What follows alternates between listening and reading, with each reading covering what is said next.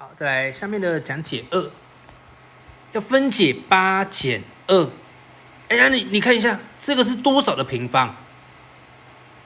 我们要写成 a 平减 b 平啊。哦，这里还是平方差哦，还是平方差，有没有看到这里平方差？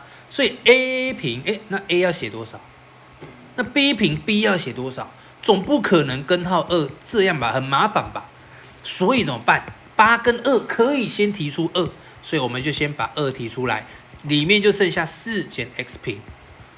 好，再来这个4，我就把它写成2平减 x 平。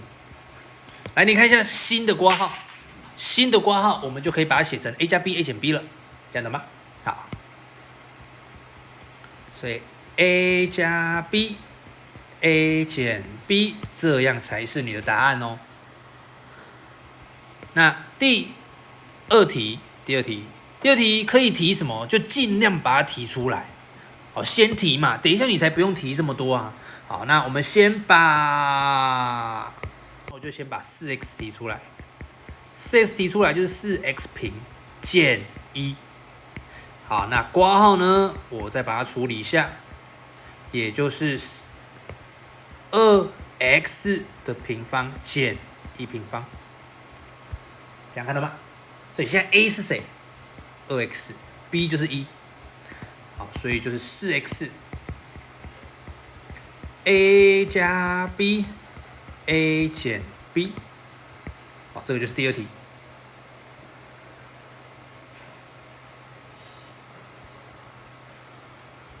好，再来演练2，右边演练2。9x 平减36，可以提多少？可以提多少